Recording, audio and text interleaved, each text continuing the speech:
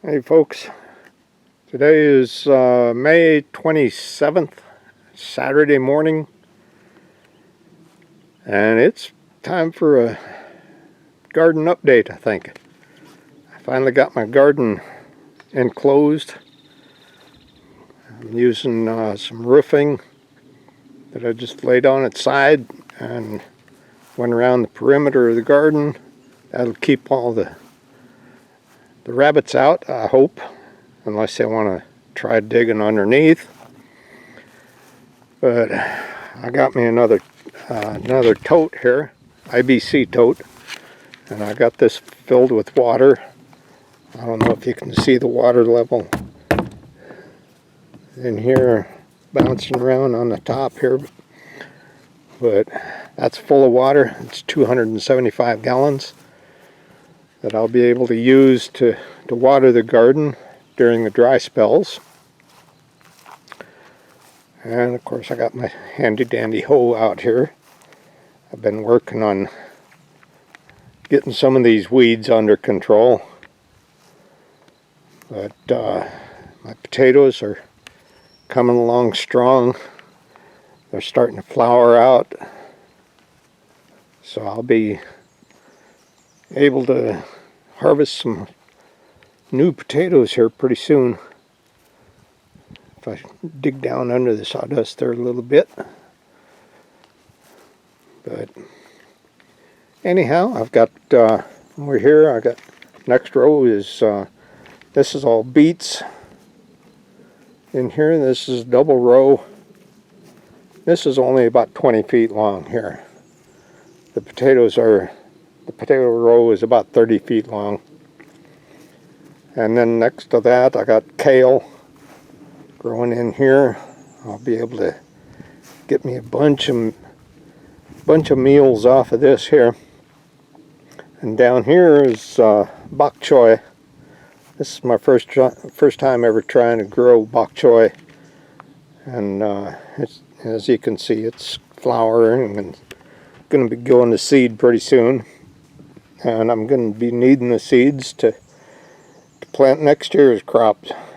So that's a good thing. Win-win situation all over again. And then over here in the trellis area, I've got well, there's, you can see a volunteer sunflowers coming up here that the birds have been dropping. Those are coming up all over the place in here. And then I got some cucumbers. These are the small pickling cucumbers, the short ones. And of course more sunflowers coming up. And then here, yeah, this is another pickling cucumber here. And then down here I've got the larger slicing cucumbers coming up here. And when all these cucumbers get tall enough, I'll have them climbing up the trellis. And then over here I had two nice I had a double row of rutabagas coming up real nice. And of course, before I got the fencing put up, the rabbits got to it and they ate every one of those rutabagas, every one of them. This is a double row of 30 foot long. So anyhow, what I've been using for the fencing is the Mennonites over there. They got these 1-inch diameter fiberglass rods. They got them in 36-foot lengths, and I just had them cut me a bunch of them into 4-inch lengths, and that's what I've been using to drive in the posts for the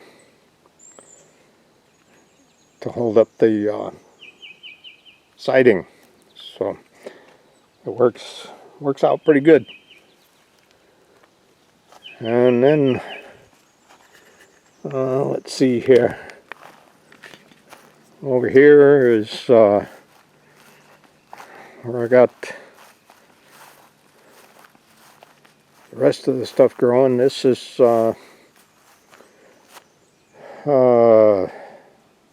whatchamacallit,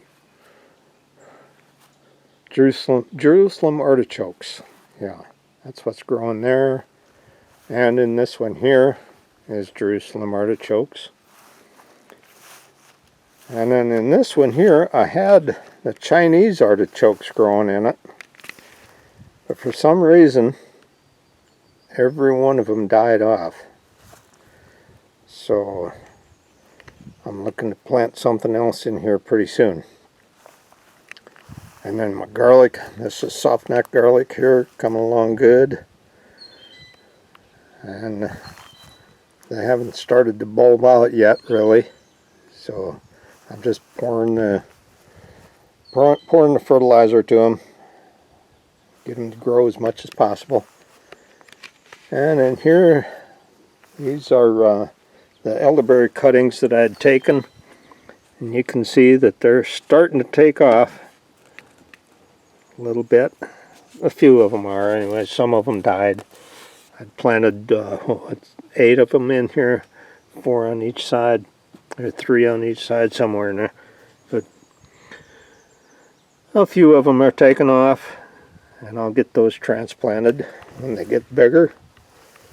And this is this right here is comfrey.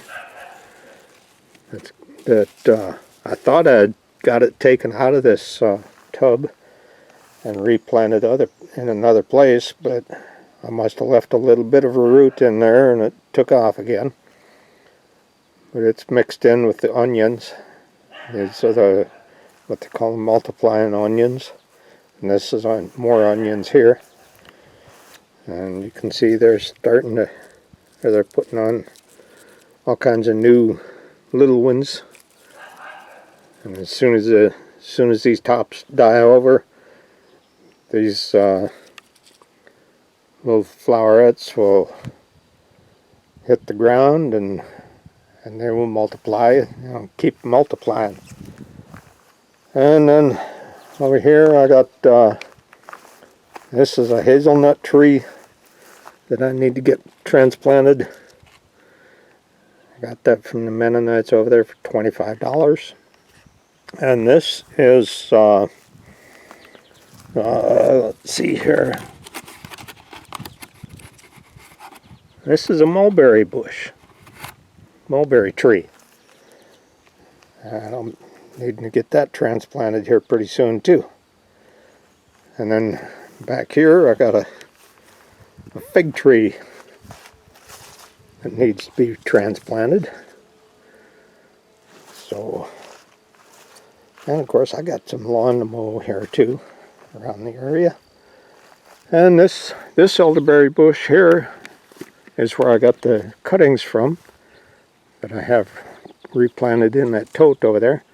And these are starting to get some little blooms on them, and little clusters of flowers all over. This thing is just loaded with small clusters. And then over here, right beside it, I got the this other variety. This is the York variety of elderberry. I just got that transplanted the other day. And hopefully I'll get some good elderberries here pretty soon. And then of course over here I got the this is where the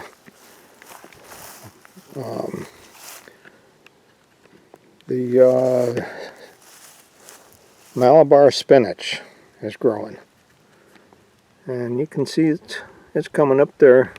It's slow growing, but once it does take off, it really flourishes. And it'll grow all over on this here trellis. And the rest of this is just where I planted some, I purposely planted some sunflower seeds. Whether they come up or not, that's a different story.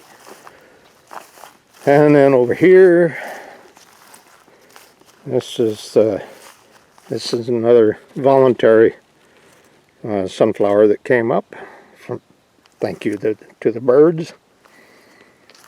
And of course, this is the hard neck garlic here, as compared to the soft neck garlic over in the tubs. And then on this side is the